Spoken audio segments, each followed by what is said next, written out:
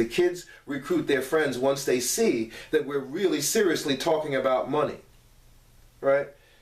After this is over, if you ever watch the movie The Social Network, where it's a movie about Mark Zuckerberg, he's at Harvard University and he's with his friends at some late night seminar, and Bill Gates is inside the seminar talking to them. Bill Gates comes to Harvard, right? So these kids at these Ivy League schools, they have the Fed chairman coming to talk to them. These are the type of people that are coming to them to indoctrinate them with the notion of making a disruptor. Okay? So that's why I'm proposing that after we do these seminars, and I hope you see the value in this, that we also do a training, and this is just an add-on, right, to the staff, so that your staff understands this, so that they can continue to indoctrinate and badger and make it almost the expectation for your kids that they are to do this. Because it's one thing for me to come in and say that and get them all hyped up and riled. I come in with my suits and I do this performance and then I leave and then nobody ever talks about it again. That's not what we want. We want to keep this, we want to keep their neck, we want to stand on their neck and make sure that we guilt them, the way my mother would guilt me, into doing this and not just falling back into your default mode and saying, oh, I'm just gonna get by, and yeah, that was a cool lecture, and it seems like the idea, but nobody's talking about it right now, so I'm just gonna forget they even said anything about it. No, we want to stay on top of them. You are to be a disruptor, right? And indoctrinate them, almost hypnotize them into knowing that this is their destiny. And if we do that, there's specific arguments inside this that we can use to show, because this is very seductive. This is what all the kids want. They want to be billionaires. They want to be like Rihanna and Jay-Z. They're being pummeled by this, by the entertainment industry, by TikTok and Instagram, who's saying everybody else is a billionaire except for you. So this is something that they want. They want us to stand on their neck and pressure them to be billionaires and be entrepreneurs and be disruptors. They want this desperately, right? So, but what they don't know, they think that they can drop out of school and still achieve this. What they have no idea about is that there's something called the C-suite. The C-suite are that very small group of self-starters who started in college, who were self-managing, like Steve Jobs. And when investors find out about your new disruptor because you go to stay in some incubator, right? And we're going to talk to them about incubators, what incubators are. And the incubator tries to pitch their idea for their new disruptor to a billion-dollar investor who's looking to double their money by riding on the founder. They found this new value, this new disruptor. They're going to want to know about the management team. They're going to want to know who they are, their background. They're going to look into the background of the management team with a fine-tooth comb. And if they find out that one of the management team dropped out of college, all bets are off. Why would they invest in somebody who's not strong enough to even finish college?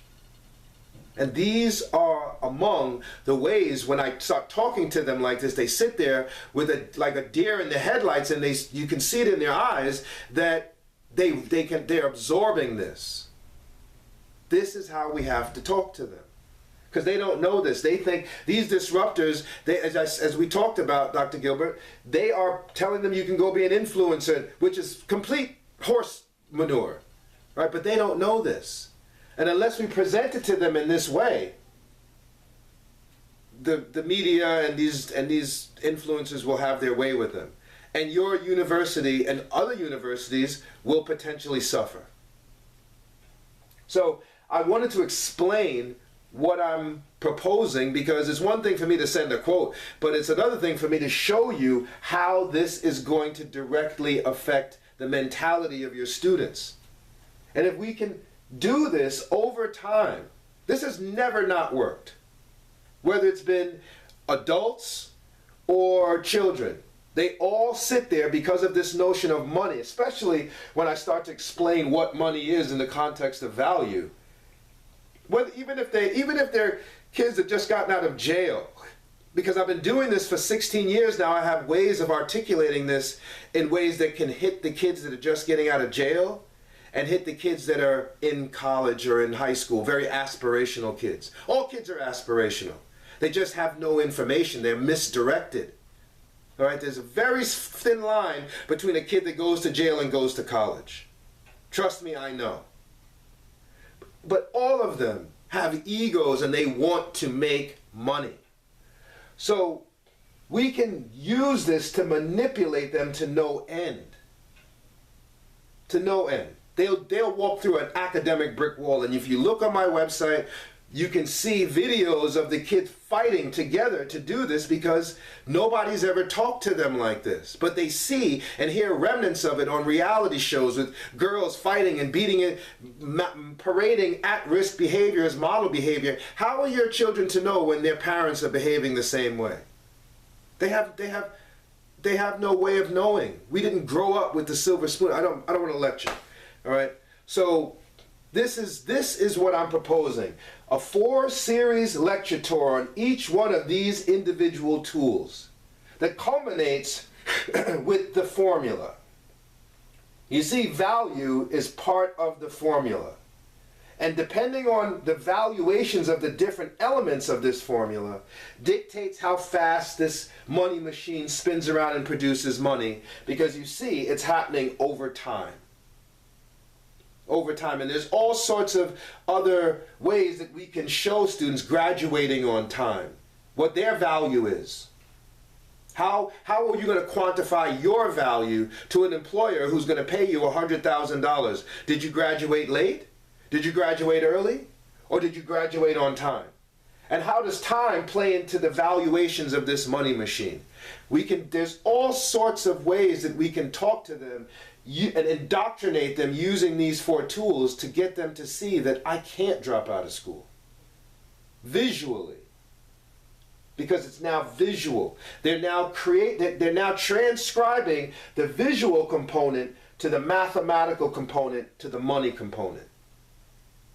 The innovation piece is just cream on the top. So I hope this makes sense. Again, in closing, I'm proposing a 4-lecture series where we go into each one of these individually. We have to seduce the kids because this is so idealistic and so fantastical and far-fetched that they may just not believe it's true, right? So that's part of it. The marketing of this has to be effective, right? And people in marketing usually don't pay attention to something until they've heard it a minimum of 3 times. That's almost a rule in marketing. So before this even happens, we need to market this so that they see it. They need to see the website. They need to go to the website and they need to see, wow, this guy is seriously talking about making money. He's not a joke. He's an engineer. He worked in the industry. I have to come in and tell them all these fantastical stories about me hanging out with rappers and athletes and going to LA and the Sky Bar and all these things that I did because I was just as misguided as them. This is what I'm offering.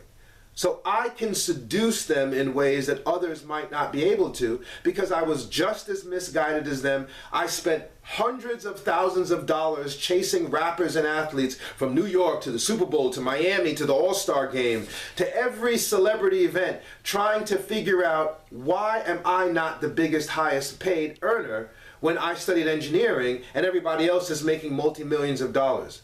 And that's how I discovered all of this.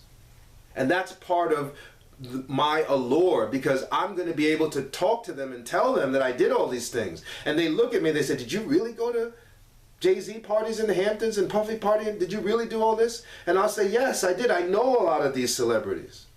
I hung out with them in VIP sections, spending money on champagne, wasting whatever money I was making, trying to figure out trying to discover this. I come in and I literally come in and say I was a spy. Sometimes I come in and I say I was literally a spy on a mission of corporate espionage, and I worked for all these companies, stealing this information from them so I could come back and give it to you. And sometimes I'll even go into, depending on if I'm allowed to, and say, that's what you have to do. You have to go out and get a job and spy on them, figure out how they do their business models, disrupt them, and take that information and make a company that's bigger and better than them where you are the CEO. And they sit there staring at you, shocked, because they love this challenge. They want to be challenged like this. But nobody's ever explained to them how they can take what you're teaching them in school and do that. And that's really, in my opinion, why we have to do this, honestly. I don't see us having a choice. With what's happening on the political horizon, they're coming after our kids with DEI, destroying DEI, and they have all of these technology billionaires who incidentally have done this, who were in Donald Trump's cabinet, people who have done this successfully. And they're pointing their disruptors right at your students. And the only way to beat these disruptors when they take aim at you is to disrupt them, make a better disruptor. And these are the tools to do it in any industry. So I'm sorry, I don't mean to go over, but I want to explain this in its totality. Hopefully this is the sort of, we rile the kids up emotionally when we talk to them, and I'm in my suit and it's a whole performance, but they get it. And I hope this video, long-winded as it might be, helps you to trust that I know what I'm talking about and I can deliver the goods with your help. We do this in a team effort. So a 4-lecture series tour and an add-on where we would, do seminars with your staff and teach them this, give them the audio book as well, so that they can continue to keep this going as a mentality in the university forever.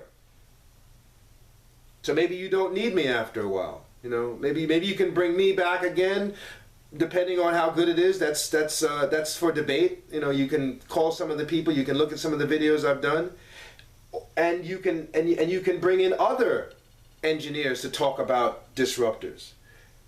Hopefully they're culturally relevant to the kids, right? But I know that this works.